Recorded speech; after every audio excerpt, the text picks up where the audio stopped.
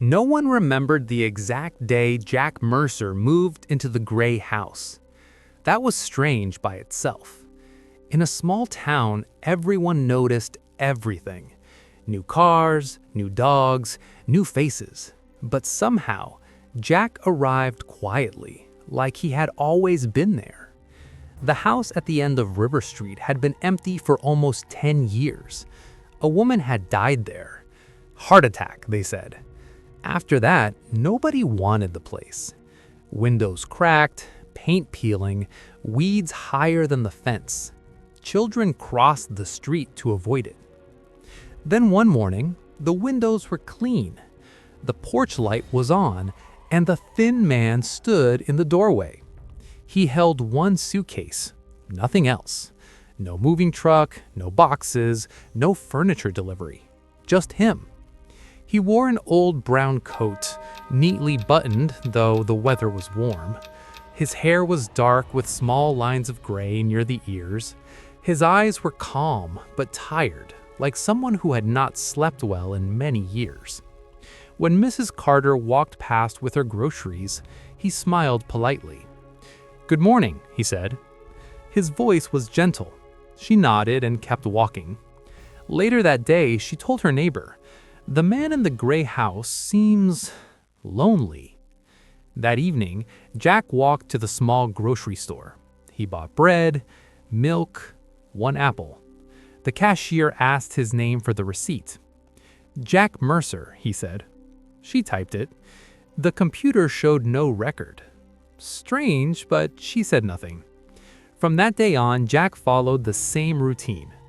Morning walk at 7, bread from the store, evening walk by the river. Home before dark. No visitors, no phone calls, no television sound. At night, his house stayed dark. Then the first strange moment happened. Mrs. Carter met him again on the sidewalk. She smiled politely. Jack stopped. "You should move your husband's shoes," he said calmly. "The rain will ruin them." Mrs. Carter laughed without thinking, then froze. "My husband is dead," she said slowly. Jack looked confused. "Oh," he said. "I'm sorry, I thought—" She waited. "You always left them there," he finished, "by the back door." Her hands began to shake. No one knew that. Her husband had died 8 years earlier. Later, Jack spoke to the mailman. "You should be careful with your dog," Jack said. The mailman laughed. "He's harmless." Next month, left hand near the thumb. 3 weeks later, the dog bit him, exactly there. People began to whisper. Jack knew things, personal things, private things.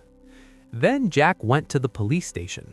He asked for Detective Alan Moran. Moran was tired that day. Old cases, paperwork, coffee gone cold. When Jack said, "You never solved the Keller murder," Moran felt his heart stop.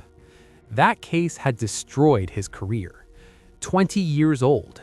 No witnesses, no weapon, no confession. Jack described the scene. The smell, the blood on the wall, the knife under the table, what the victim whispered before dying. Moran whispered, "Who told you this?" Jack answered, "No one." "Then how do you know?" Jack paused. "Because I remember standing there." Moran checked records. No Jack Mercer.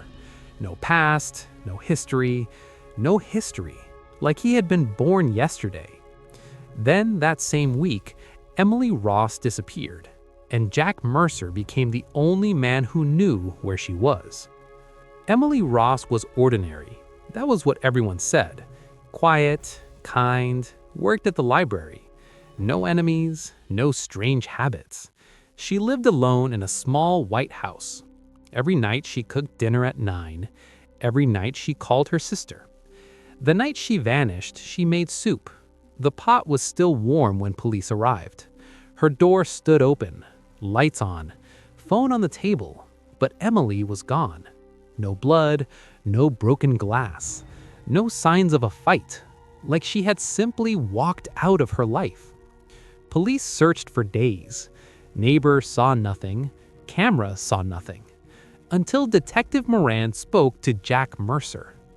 "I saw her," Jack said quietly. "When?" "Before she disappeared, and after." Moran frowned. "After?" "At 2:13 a.m.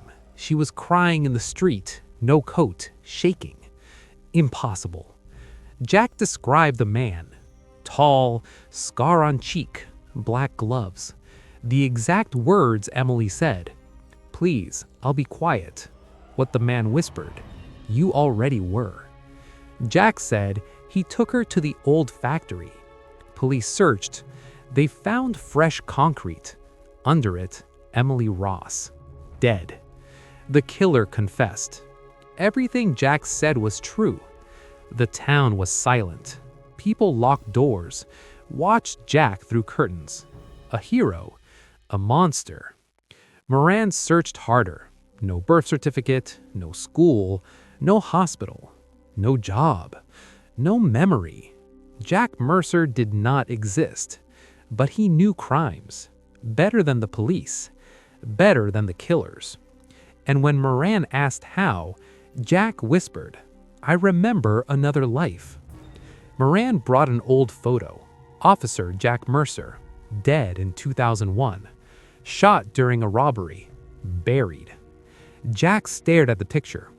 "That was the first time," he said. Moran felt cold. Jack described dying, the hospital lights, the pain, the darkness, then waking somewhere else. In this life, no memory at first, just fear, dreams, nightmares, slow memories returning, crimes, faces, deaths. "I don't travel through time," Jack said. "I remember it." He remembered murders before they happened because he had once failed to stop them. And now he had a second chance. Then Jack said the truth. There are many deaths coming. The next day, another body was found, exactly where Jack said. Moran began to believe. Jack saved lives. That was the truth. Every week, sometimes every day, he came to the police station with another warning. A woman who would be killed in her apartment, a man who would be stabbed behind a bar, a child who would be taken from a bus stop. He gave names, addresses, times, weapons, and every time the police arrived early, they waited in silence, they watched, and the crimes unfolded exactly as Jack said. The killers were arrested. The victims lived. Families cried with relief. Newspapers called it miracles. But inside Jack, something was breaking. At first it was small. He forgot the name of the street where he lived. Then he forgot the face of the cashier at the store. Then one morning, he stood outside his own house, confused. He stared at the door for a long time. Finally, he whispered, "Is this mine?" Detective Moran noticed the change. Jack's eyes were often unfocused. Sometimes he stopped speaking in the middle of a sentence, like the thought had disappeared. Once, while explaining a future murder, Jack suddenly said, "No, that's wrong. It used to be a knife. Now it's, I don't know." The memories were changing because the future was changing. Each life he saved erased part of the past he remembered. Jack began to write notes to himself, names, dates, places. He filled notebooks with shaking handwriting, but even the notes began to confuse him. One night, Jack came to Moran very late. Rain soaked his coat. His hands trembled. "There is one death I cannot change," he said. Moran felt cold. "Whose?" "Yours." The word hung in the air. Jack described everything. The police station hallway, the smell of coffee, the clock above the door, a trusted officer walking toward Moran, smiling, gun hidden, one shot, silence. Moran whispered, "Why can't you stop it?" Jack closed his eyes. "Because every time I try, the memory disappears. This death stays." Fear spread through the station. Officers watched each other. Trust broke. Arguments started. No one knew who the killer was.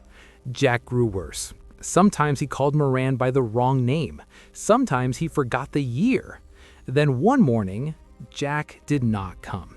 His house was empty, bed cold, notebooks gone, only one piece of paper on the table, written carefully.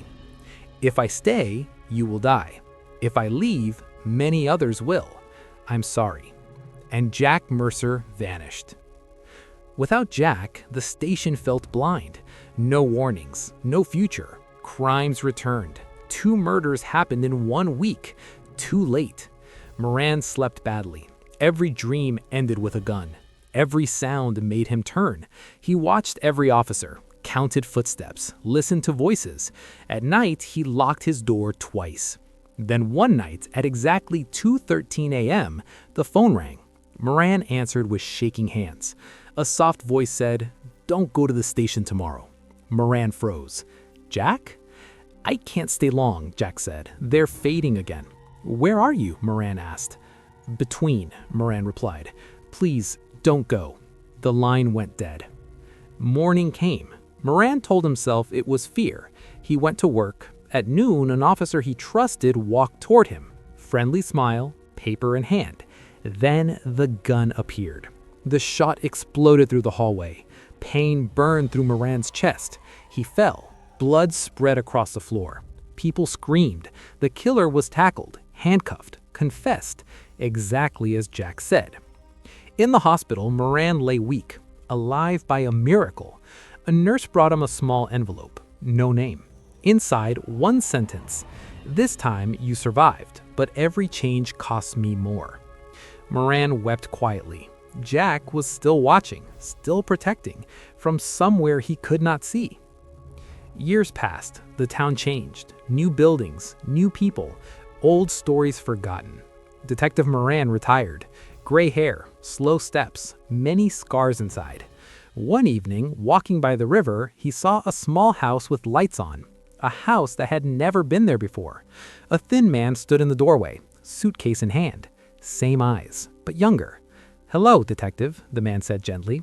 Moran's heart stopped. "Jack." Jack smiled softly. "You lived longer this time." "How many times have you done this?" Moran asked. Jack looked at the river. "I don't know anymore. I forget the numbers." "Why do you keep coming back?" Moran whispered. "Because some deaths should never happen, and because I was never finished." Moran asked, "Do you remember who you are?" Jack hesitated. "My name was Jack once. Before that, I don't remember." The wind moved through the trees. When Moran looked again, the house was dark, the doorway empty, the ground bare, like nothing had ever stood there. Later, Moran checked town records. No house, no owner, no address, and in old police files, many solved cases shared one strange line. Witness, unknown neighbor. No name, no photo, no history, only a shadow. And somewhere in some world between time and memory, one man still walks, with a suitcase, with fading memories, remembering crimes that have not happened yet, saving lives, forgetting himself, living forever in 2 worlds. If you like this type of content, don't forget to like, share, and subscribe.